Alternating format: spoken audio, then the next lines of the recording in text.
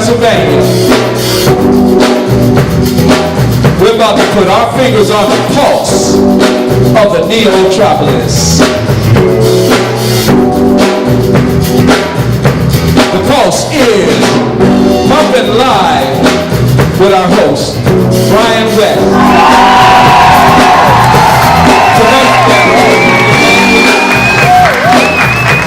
Tonight's guest is evangelist Earlina Gilford Waever.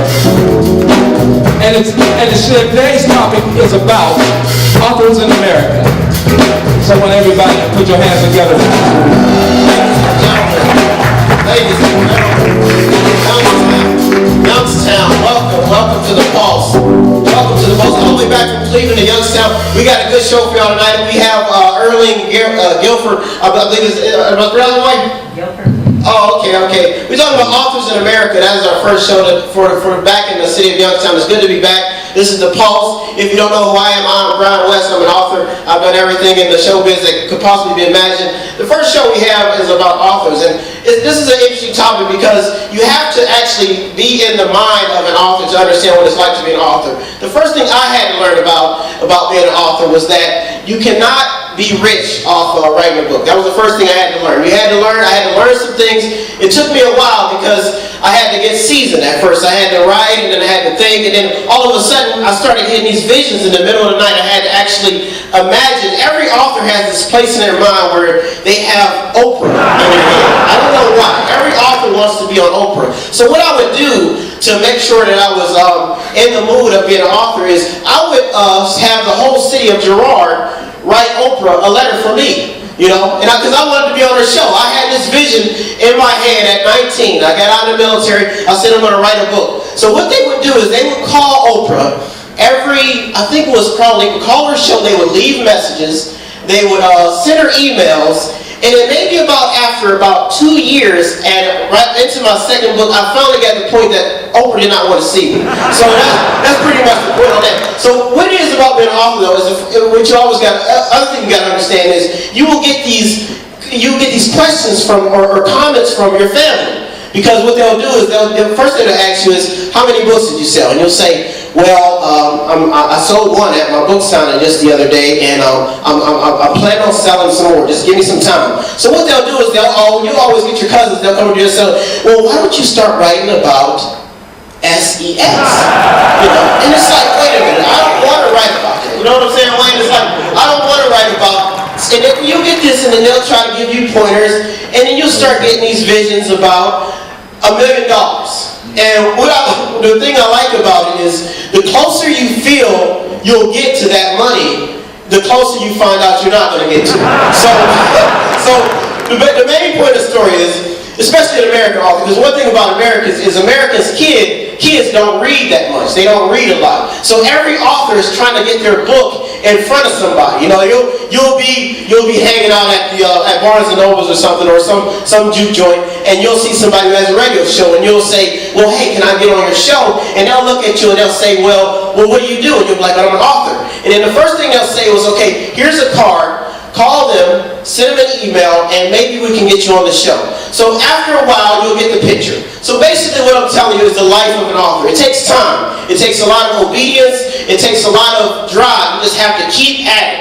But one thing I did also, what we learned about authorship is you get these people, these foreigners from other countries coming to America, and they will sell their book in America and make millions. You know what I'm saying? They'll make millions. And you'll be sitting there on your couch, and you'll be watching some woman speaking a foreign language in America, and kids are just eating Harry Potter. I'm sure y'all heard about J.R. Rowling. I'm sure you heard about her. Well, J.R. Rowling, if you don't know her history, she is from England. She's from England. So it's sad because you sit there and you get discouraged. But my advice to every author out there is to stay encouraged. Try to, don't lose focus on the prize. The prize is always to make sure you get the book out, you let people know what you want to write about, and be original about it. Don't ever get to the point to where if you do not see your royalties coming in, you get upset. Because that's what you don't want. You don't want to get upset. And that's my advice to the author. This show today is specifically dedicated to authors. We're going to have an excellent show. We're going to have some skits. We're going to have just an all fabulous time. And be kind to me because, you know, I'm still struggling. I'm still waiting for my check. I'm still waiting to get on Oprah. I'm hoping she'll give me a call sometime soon. I'm thinking about maybe sending a picture of myself, you know, with my book, and maybe me and some farm animals or something. We're gonna take Obsessed with Oprah. Yeah, I mean, no, that's all right. It's all right. Oprah. I showed him that picture with my buddy with a picture of Oprah, and these rhymes like, oh, he was mad. All right, bring us in, Wayne. We're gonna come back. We'll be right back after this break. You're in the Pulse with Brian West, and me and Wayne, we're gonna go backstage and try to make some music for Oprah. I hope she'll get excited. We'll be right back. You're in the Pulse with Brian West.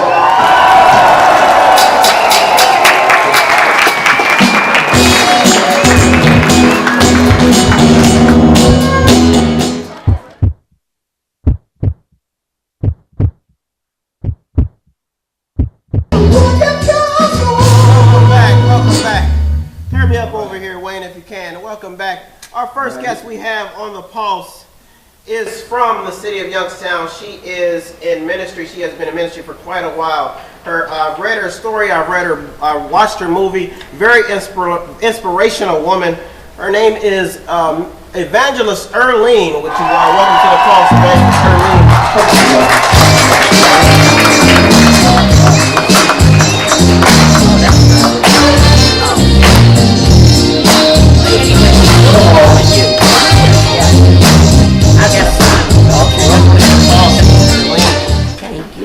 How are you? Now you got pretty good. You got a pretty accomplished resume. I was checking out. You got awards. You got 4 books. Yes. Movie, 5 stage plays, and 2 awards in the Peachtree. It was a Peach Theater. Peach Theater. Excellent, excellent. So tell us. I think the first question we have for the authors mainly is we want to know what is the life of the author. What is it like to be an author, Ms. Earlina? What is it like to be an author? Were my jokes accurate? My monologue? I don't call them jokes. Good. I like to preach about I'm going to tell you stay in a fantasy world. You do. Yes, you do.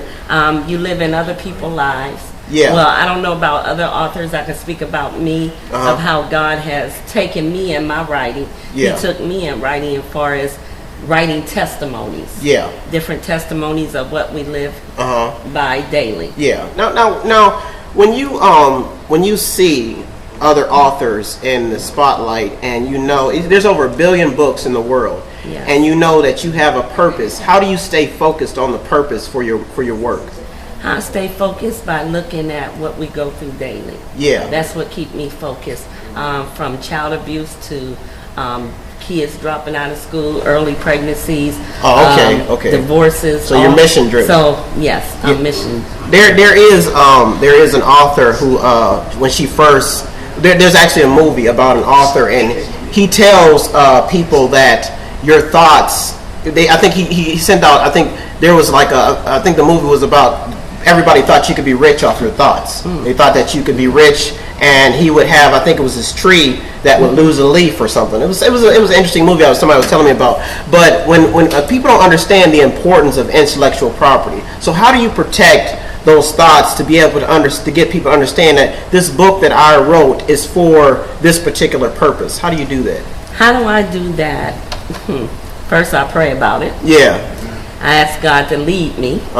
So wherever He leads me, it always opens up the door for that situation. Yeah. But how I get people is by just, I'm a Christian counselor as well. Yeah. So I counsel a lot of different people, from youth to adults to, men and women. So as I'm doing my Christian counseling, that's when I sit there and stay focused on, well, I have something to encourage you with. Yeah. So that's how I get people, by writing stuff that's real.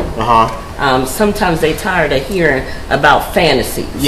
Or make believe. They want to hear something real. Okay, I'm going through this situation today. How could you help me? Now, were you like me in that zone for a little while, like when you were like, about the money part? Yeah, were you in the zone? Well, I mean, this is your first. God knocked me down. I think that's what I'm saying. I think every author goes through it, because I went through the same. Yes. It took a while for me to realize that this is a mission. God gave me this gift, for a reason. So that it took me a while, and I was young, and I'm like, when you're young, you're so ambitious. You're trying to get people to buy that product, You want them, and I mean, I was getting discouraged because you get phone calls, you wouldn't have, people wouldn't answer. Then you'd have to market the book. Yes. You spend a lot of money. Yeah, and many people do not know that about authorship. I believe that's why she took it to another level. She went to the movies instead of just books. Yeah, well, yeah, people do go to movies. Is that some advice you would give? Well, no, that wasn't the advice I was getting. The first book I ever wrote was about my life. It was my testimony. Yeah. So, like I said, when I wasn't even thinking about writing at all. I loved to write when I was young. Yeah. Because I grew up in an abusive home, dysfunctional home.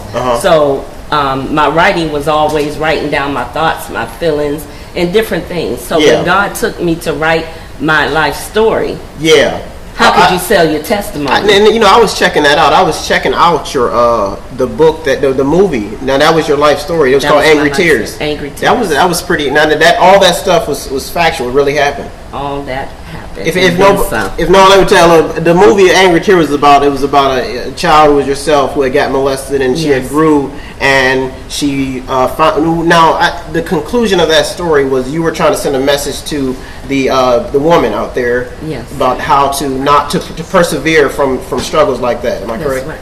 Yes, because some of us, we get in, if it was, when I was going through it, I was going through suicidal thoughts, different little, being a troubled teen, just growing up. So I was trying to tell them that you don't have to give up on life. Yeah. You can make it, even though you went through all the struggles, all the things that happened to you, you can still make it. You can do something. You don't have to live in your past. Okay, excellent.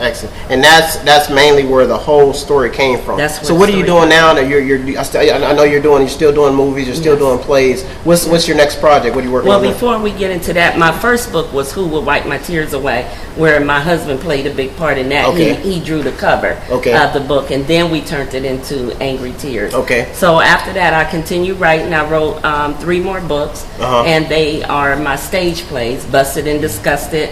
Thank you. Busted and Disgusted, Trap, Is It Really God, and Angry Tears. Okay. So God started getting me in writing, so as I do stage plays, I put them in a book so people can have them as well. And that's good. And through my movie, like I said, I took my story and God told me to take it to another level. Okay. And that's when we went on and made it as a stage play first, Who Will Wipe My Tears Away. Then we took it to Angry Tears as a movie. You have a lot of actors, and I've seen in your circle. How long have those people stuck with you, babe? The whole thing? Yes. Is it hard to keep them around? Oh yeah. Oh yeah. Well, wait. Tell me. Because I'm in production, so I always like to know how hard it is. Is it hard? The thing is, like you say, everybody want to be rich. Yeah. They want to think about the millions. They don't know that you have to sow into what you're doing. And that's sad. That's sad that America, this is America, and people have fed into the, and who do you blame that on? You say you got to get a book, huh? Write a book about it. Yeah. That, and it was tough because, and I was young, so I was brainwashed for a little while. I honestly believe it's TV. I think TV does a lot of that to you. I think the music does a lot of it to you. I think the culture, just what you see on TV affects it. You see a lot of people. I mean, I love Oprah. I'm just playing. I just joke around. I love Oprah too. But you do see when you do see those authors on her show, you just sit there and you're like, yes, why not me? Man, I just would love to be sitting there talking about Angry Tears. Well, see, I like that story you told because see, my daughter, ever since she was 12 years old, she was writing Oprah. Oh, really? I got to get my mother on that show because she's seen a lot of people on there that been abused and everything. Well, Ma, I'm gonna get you on there. I ain't on there yet. But you're on my show. You're on the call. People who go on Oprah don't understand. I don't think they understand how fortunate. Or I don't even think Oprah understand the magnitude. Even if she's probably wealthy and things, but she needs to have little mini shows like me come on and and philosophize a little bit with some of my people from Youngstown. Yeah. But it is a new life for you. It's a new life. And how many books would you? I mean, what's your goal? Well, my goal is I don't have a goal. My goal is whatever God has for me. Honestly, all I want to do is continue writing. God give me the strength to continue writing, keep doing what I'm doing. I don't have a goal. Oh, excellent. Well, go ahead and get ready over there. We're gonna come back. We got a big show for you. We got a skit about authors. We'll be right back. You are in the Pulse with Brian West, ladies and gentlemen.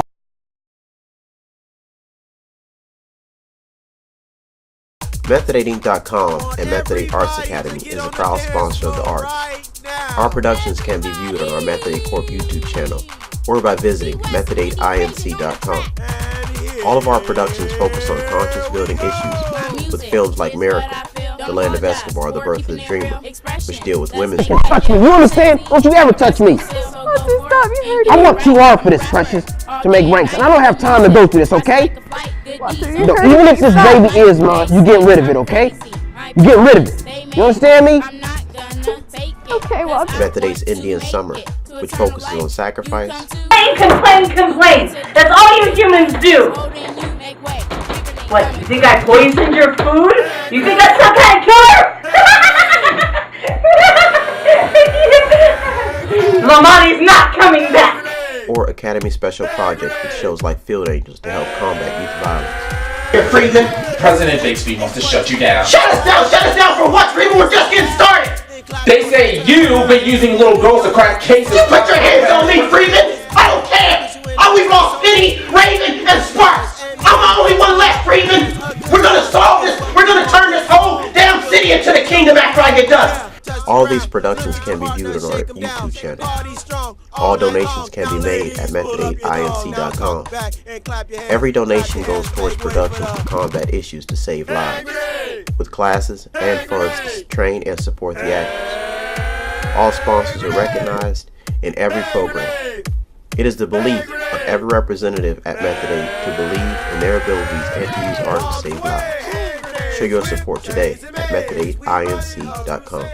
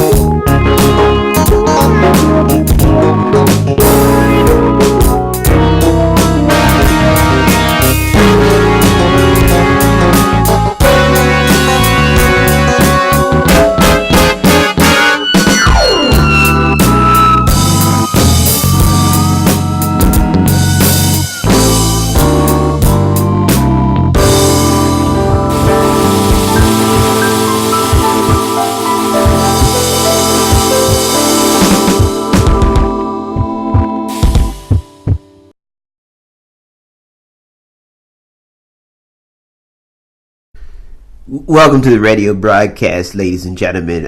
This just in, Stan Earling, tape came in this morning about him on the phone making racist comments about green grapes. This is a brutal conversation. I want to caution all my listeners out there that this can be startling. It's starting riots. People at his publishing house, his girlfriend seems to wanted to publish a book about green grapes. It seems that the people at his publishing house, especially the people who enjoy eating green grapes, are going on rampages. They're taking hardcover and soft-covered books and painting them with green paint. After you listen to this conversation, I just want to caution you that Americans and people in this country need to just get together and love one another and sing Kumbaya. This is just listen to the tape. We'll be right back after this break. Hey, sweetie. Hey, how you doing? Yeah, I've been thinking about that book I wanted to write about. You're talking about the book about green grapes. Yeah. Do you like it? Nikki, we've been through this, okay? What's wrong with green grapes, honey? Why do you want to fight? I mean, you always want to fight. Don't be mad, honey. You sell them in the cafeteria all the time. Look, I sell them because they make me money. They're my grapes. That's all. I get them washed, shipped, and put them on the shelves for others to eat. Look, you can write about anything else, but please, don't write about green grapes. But baby, I like green grapes. All you want to do is fight. I mean, oh my God. And what is this on Facebook? You posing with a bag of green grapes? Instagram? Come on, Nikki. God. What's wrong with that, honey? I'm just letting my fans know I like green grapes. Why do you want to do this? I mean, you don't get it, do you? What, honey? You don't get it. You don't get it, Nikki, do you? I mean, come on. Get what? Look, you can eat them and you can buy them.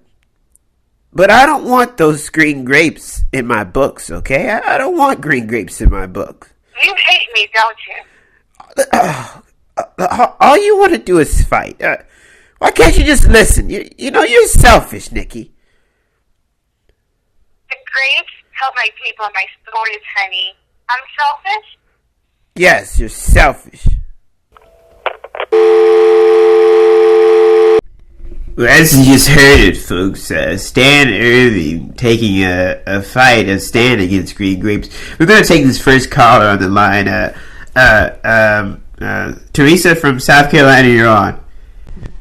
I want to make a comment about Stan and the green grapes. Stan, I mean, he should be fine. You know, no man has a right to discriminate or tell anybody not to eat green grapes.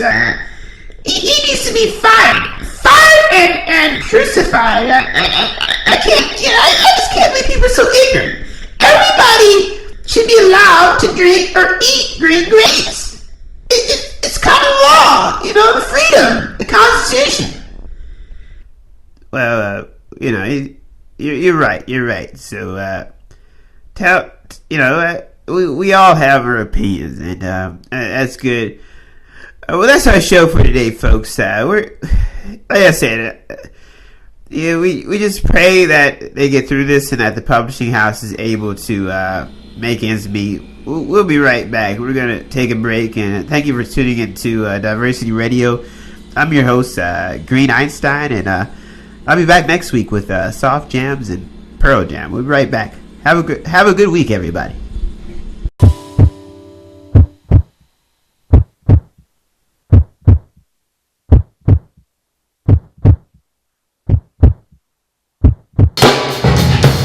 Ladies and gentlemen, welcome back to The Pulse, where we engage in dialogue, topic, and love, and show love to our guests. Miss Linda Waever. I'm sorry, Earlina. I'm sorry, Earlina. Forgive me, there's a woman I know. No, there's a woman I know named Linda. Me and her, we spend our good times out at the daycare sometimes. We hang out with the kids and stuff like that. I'm just playing around with Miss Earlina Waever. Evangelist Earlina. All right, so now we got this book, and we talked about your books, and we hope, and I think our goal for this show is to try to get more Americans to read, more people to read, and things like that. Is there any final thoughts that you want to give before you close the show? The final thought I want to give is, if God gave you something to write, don't give up. Yeah. Don't give up no matter what. Don't look at the dollars. Yeah. But look at the prosper of the spirit of the thing. Yeah. Of how God is going to be able to be a blessing to others. And I really want to thank Judge Joe Penny. Oh, Judge Joe Penny. That's my girl. Oh, okay. That's my girl. She wanted me to come down there and start drama ministry. Oh, okay. I went down there. She was the first one that spoke in my spirit about my book. Early, I came down there. I checked out you. You was working hard down there, directing everybody, throwing people around and slamming them. I'll check it out. But I'm thankful that you still, because it takes a lot. Somebody called me the other day, said, Brian, if you don't get me on a $13 an hour job, I'm not working for you. I told him, I said, Lord, let me check my bank account real quick to see if I got any money to pay myself. You know what I'm saying? But I'm so happy that you came on the show. And shout out to your crew. Shout out to all the people you work with. Shout out to Youngstown. Youngstown, the spirit of Youngstown is still alive. Everybody is they just don't want to see progress, but we moving around, Mr. Earlina. We moving. I want to say we have a play production track Is It Really God, coming June the 21st of this year down at the Your Performing Arts Center, and you playing a big part of that. Oh, I am. I am. Yes, you Show my are. smiling face in the crowd. When is it? I didn't hear you. June the 21st. June 26th. All right, tell real quick that we got the name of your books here. This is Angry Tears, am I correct? Angry Tears. And this is the one that sold out to play.